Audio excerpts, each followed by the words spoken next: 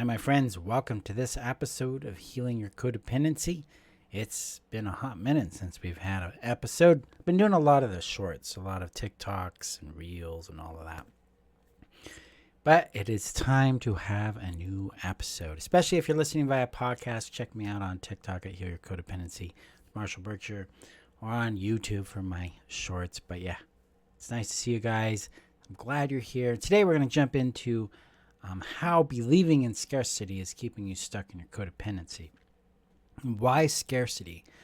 Well, one of my private clients brought this up to me today and was like, hey, this belief of scarcity is really there. And if I got to just take what I can get.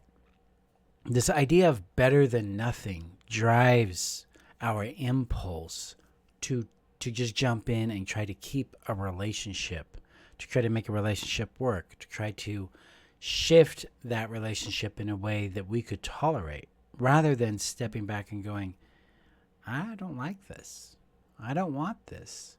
And being anchored in a firm belief and then a firm experience of availability and abundance. Now, I know this can be very challenging to consider. I've walked this path myself, both in money and relationships and love and job, health. The idea of scarcity is a very rampant mental concept, self-concept in our world, reality concept, that things are limited because we look around and we see the limits around us. Our use of our visual faculties reinforces the idea that things are inherently limited because we can't see how it would happen, when it would happen, those kind of things. This limits us greatly because if we're believing scarcity, we're believing that something is fundamentally limited, we're going to choose what we can get rather than wait, rather than say no, rather than lean into a greater possibility for ourselves.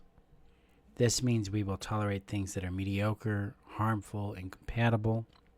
This means we'll ignore options that we don't think are real or realistic for us. And that means that we are going to feel very frustrated. We could become bitter. We could become very flat and empty in our experience. So my journey with working out scarcity really has been about understanding what abundance actually is. So I call it practical abundance. That means it is reasonable to believe that there is more available, right? And this belief structure around more available comes into play in relationships and dating and money, jobs and health, and opportunities. If I was thinking very scarce-based mentality, say about this work, I probably wouldn't make any videos. I wouldn't be out there because nobody would buy it. Nobody would be enrolled. Nobody would be interested. This wouldn't serve anybody, etc., etc., etc. Right? But I have an abundance perspective here going, there's a lot of people that will resonate with my work. There's a lot of people who will find great benefit both in what I share here on YouTube and the podcast, as well as in my courses. There's an abundance of people who would invest in it because they want to. That is a belief I had to choose before I saw anything work. It's the same thing I've had to do in dating and relationships and health, being a father. I've had to choose to believe that there was an abundance available for me to have access to before I ever saw it. And this is the trick with practical abundance. We do not see it until it is revealed. We see it in hindsight. We see it as a pattern. And this is a crucial thing to connect to. It is normal for abundance to work that way. It is normal for it to be available to us through a hindsight perspective. And if we are willing to cultivate a belief in abundance, then we will start to see more of it around us. So here's how I start cultivating a belief in abundance and helping shift scarcity into abundance. And that is with just gentle what shifts questions, little experiments. So what shifts if I trust just for a moment that there are more people available highly compatible, available people for me to date. What shifts there? What shifts when I trust just a bit that there's an abundance of people who would benefit from what I do or from the work that I perform? These two examples are ways that we can nurture our mind and body to open up to that abundance, open up to seeing it, to acknowledging it, to experimenting with it. Because I know a lot of times with abundance work, people or coaches try to really like hammer it down, like you got to believe it, blah, blah, blah. No, you need to experience it. But before you can experience it, you need to become available to the opportunity to be there. You have to be willing to take the risk to find out the truth for yourself. So these what shifts questions are the first step in helping you open up to real abundance. The second step is to start acknowledging what shows up and start acknowledging what you feel and what you have gone through. I find that a lot of times when people are working with scarcity and abundance, the focus is really heavy on getting the person to believe in the abundance without caring for the pain they've gone through because of lived scarcity. This is the other paradox with scarcity and abundance. We have lived through scarcity. We have gone through drought periods. We have lived with the lack of things. So it's not like it doesn't exist.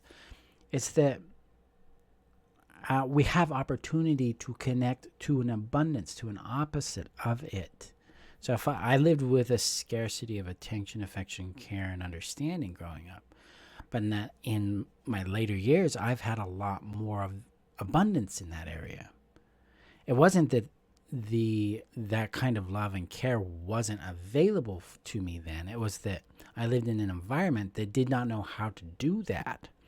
So the environment itself was like a little place of scarcity because nobody knew what they were doing at that time.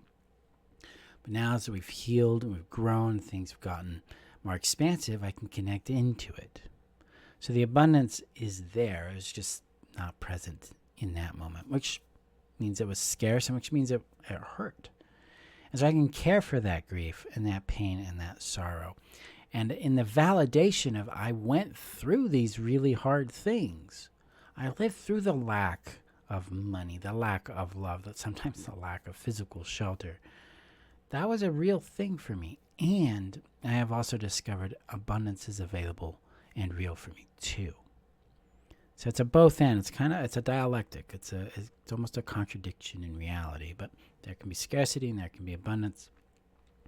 But it was my choices to lean into the idea that abundance was a real thing for me that allowed me to access the opportunities that helped me experience the reality of that abundance.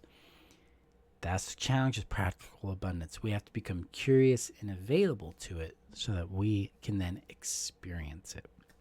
And I always start with those what shifts questions and then caring for the pain that you've lived through in your scarcity. This gives us a good foundation to start growing because we need to raise the level of safety we feel in exploring this before we'll be very open and very curious about, hey, I wonder how much abundance is available for me in this area.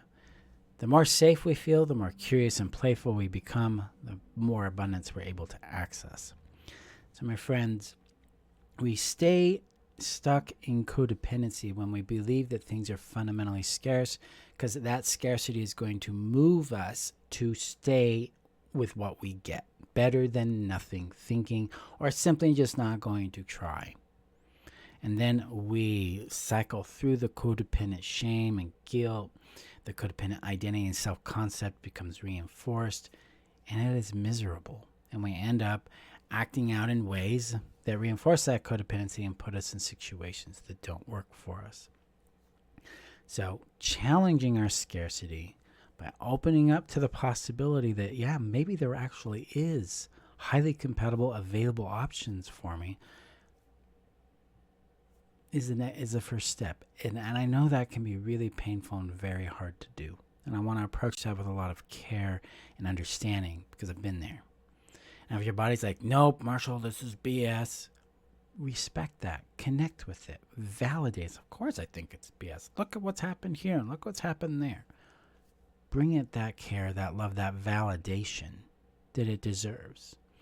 And then see what starts to emerge beyond that. And then as you explore that, if you want help, just reach out. I'll be glad to help you in that journey. But start again with at least exploring the possibility that, hey, watch this if I trust just a bit that I have an abundance available to me in this particular aspect of my life. And see what starts to emerge. And then care for gently all the pain that you have endured because of the scarcity that's been in your world. By legitimizing it, by bringing it warm witness and care, by bringing it through a titration through a pendulation practice where it can bring soothing into it. And if you want help with those tools, you want to master those tools, check out the Breakthrough Bundle. Join Foundation, which starts July 6th at 12 p.m. if you want the live training that are contained in the Breakthrough Bundle. Or I'm open for private coaching, so you can come and apply for private coaching, and we can master these skills together so that you can shift from scarcity to abundance and start getting more of what you deserve and desire in your world. Just check out the description below here on YouTube. If you're listening via podcast, go to healyourcodependency.com for more information on those courses and on how to work with me. My friends, scarcity is a factor that you have lived with in your life. It is not something you have to convince yourself wasn't there, but abundance is also something that's available to you, and it is something I invite you to open up to, discover for yourself that too is real in your world, and that you can have the things you truly desire. Thank you for being here. Thank you for taking your time here. I will see you guys in our next episode. Go kindly and go gently with yourselves, and I will see you soon. Bye-bye. Hey, thank you for listening to today's episode. Now, are you looking for additional guidance on how to exit your codependency and create a life that's satisfying for you? If so, come join me in my email community. You can do that by going to join.freetheself.com or checking the description below and clicking the link there to join that community.